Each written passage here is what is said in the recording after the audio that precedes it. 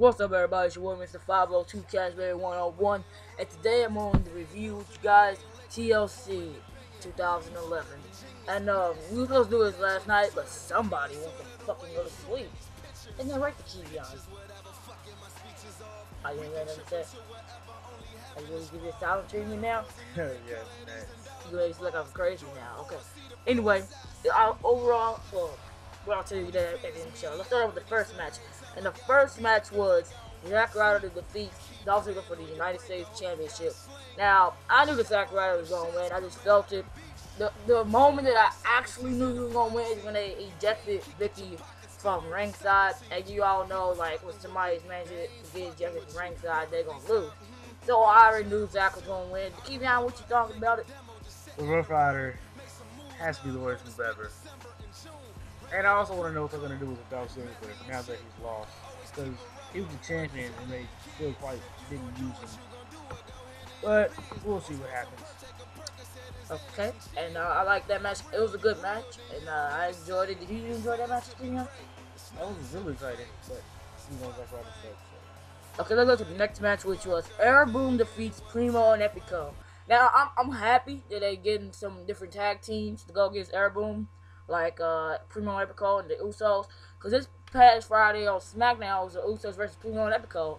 And as you all know, those are not major stars. So that was a good thing for them to do. Thank you. And I like how they put Primo and Epico on the pay-per-view. I don't think they was gonna do that, but they won, and I thought that Epico and Primo should have won. Cause like they building them up so good and so fast. I think they should have got the tag team titles. But if this loss can also build them up even more, so where they can face each other at the Royal Rumble. But keep you on with your thoughts. I think Air Boom has to be a good tag team that they just like threw together. I mean, they work so well together. Primo and Epico, they're okay. They have time to develop. I think the match was pretty short, because Right? it was pretty short. Like, Yeah. could have been longer, but I liked it. Yeah, okay, and next up, it was a Teddy Long and Hornswoggle segment. Now, they was going back and forth, and what really got me to laugh my ass off was when Hornswoggle said, last time I checked, Santa Claus is not supposed to be black. And it was hilarious, it was funny. Teddy Long, he makes me laugh now. And Especially that dance. Yes. It was Teddy Long. Alright, Dekevion, what's your thoughts about that segment? It was funny. Like, why can't they put this type of stuff on SmackDown or something? Why do they have to hide it on pay-per-views?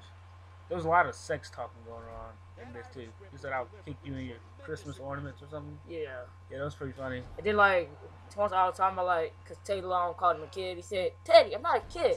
Crying I have a beard and testes. Mature testes. Mature testes, that's right. Yeah, that was pretty funny. Yeah. I liked it. WWE, where racism happens. Alright, next match was Randy Orton defeats Wade Barrett. I said it was a good match, and I knew Randall was going to win. I just felt it because, like, Wade Barrett's been dominating this feud, and, like, this would seem like his redemption.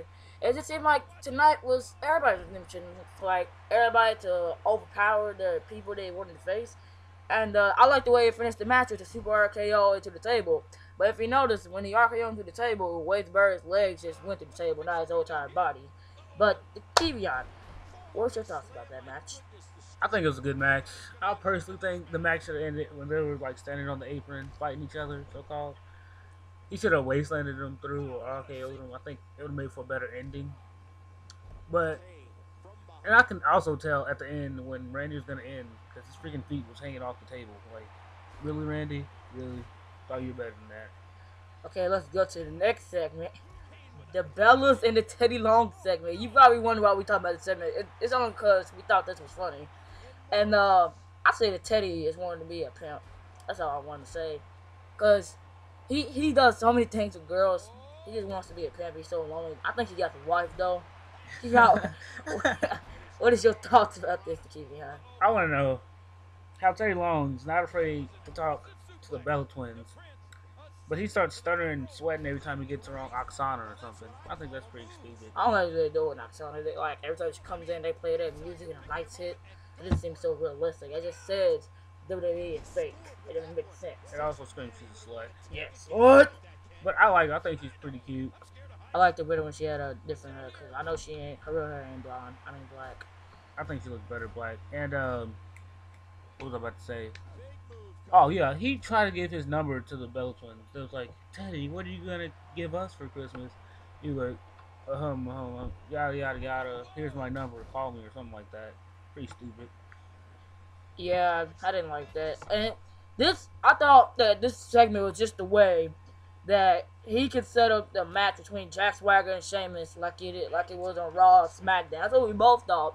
And you gotta remember, this is a pay-per-view, not Raw or SmackDown, but I guess it's the only way for them to keep the show going. But let's go to the next match. Beth Phoenix defeats Kelly for the Divas Championship. I call this the bathroom break.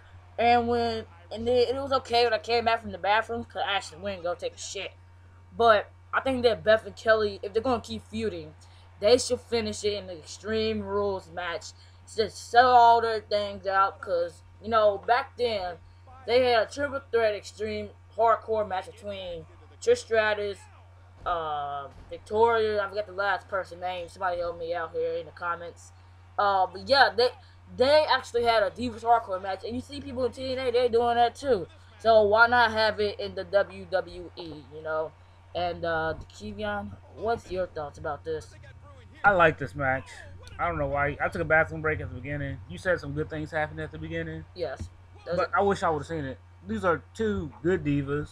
I would rather see Beth Phoenix go up against like Alicia Fox or Eve or some other diva, because I'm really getting tired of seeing Kelly. Yeah. She must give some good head or something, because she's like in all the title matches. Oh, Fitz, would you like that? Would you let me give you some head? Suck it, bitch. Okay, and and then what we say about this? Yeah, you said about it.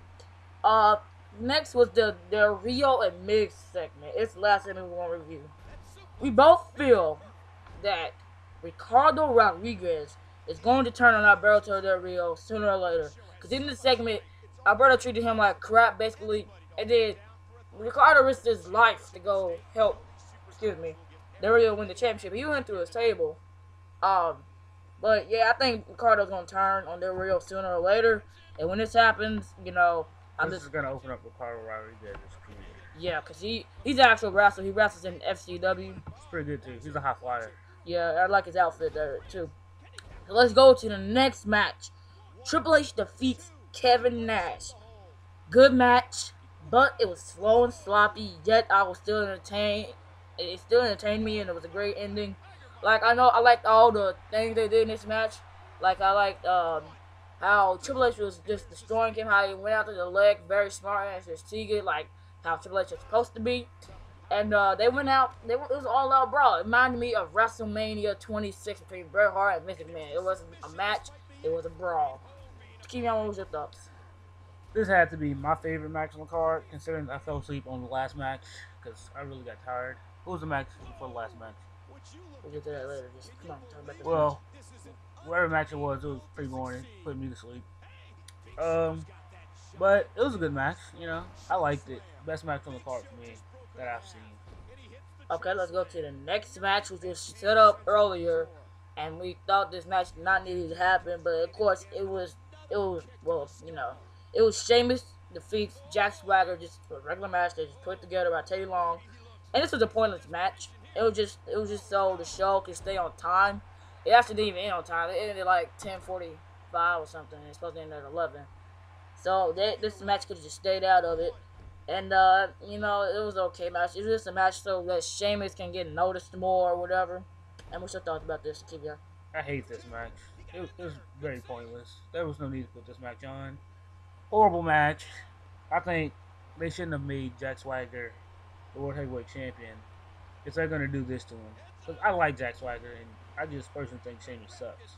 I liked him on ECW when he was a heel, but since he's a face now, I just hate him. Yeah, if they're going to give Sheamus this face turn, I thought they were going to give him that world title push, but, I haven't seen him in that fatal four-way match. Maybe because Daniel Bryan was, and he involved himself with it.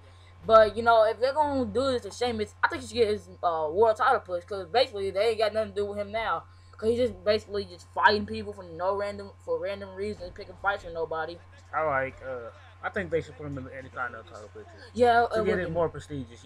Right. Yeah. Cody Rhodes is a liar. Well, it could have been. It could have been. When Randy Orton was feuding Cody Rhodes, that could have been nice. Yeah, it would be nice too. That made the Intercontinental more prestigious, and it would have been Randy Orton as Intercontinental champion yet again. Let's go to the next match. This is a chairs match between Big Show and Mark Henry, and Big Show comes out the victor, and he's your new world champion. I knew he was going to win. The intensity between Big Show and Mark Henry, like, they built him up, because he lost in the past 2 pay-per-views, I think. It was the last 2 or last pay-per-view. Yeah, it was last pay-per-view. But, Big Show, it was last 2, actually. Big Show, I knew this was going to happen, and he said it was his 9-year drought of World Heavyweight Championship. And I'm happy for Big Show. And what you think about this, Dekevion? Big Show, Mark Henry, it was okay, but it was really quick. Could have been more extreme. These are 2 big guys going at it. I would like to see someone get slammed on a chair or something. Well, they did. They actually used the chairs a lot. I mean, in the beginning. I said slammed on a chair. Like, that did happen later. Huge. Like, no, I'm talking about like something like freaking break a chair huge. They're 2 big guys. Well, they broke the chair the last match. Something could have happened. Shut up, Kendall. I was trying to speak. You just ruined it. This guy just ruined me. I'm sorry. Whatever. Okay, the next match. This was not supposed to happen.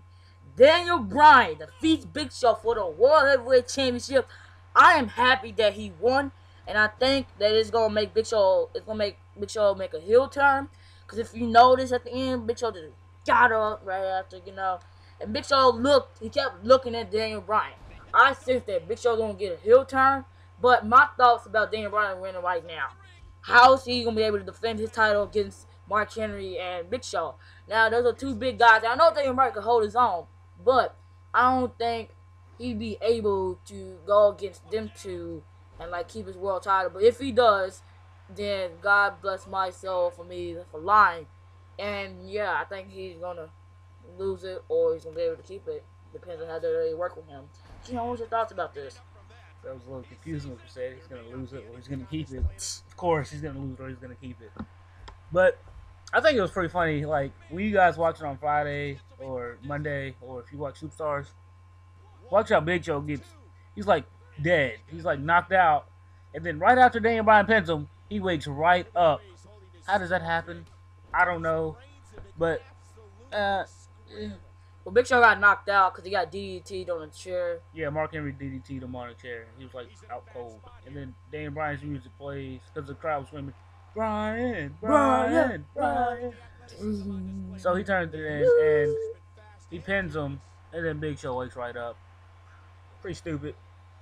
Okay, and let's go to the next match, which was Cody Rhodes defeats Booker T for the Intercontinental title. Good match, and I like how they was building up this feud through the night with Cody attacking Booker T 3 times. 3 or 2 times? 3. 3 times that night. I like that. And they might continue. This is why I think they might continue the feud and finish it off at WrestleMania.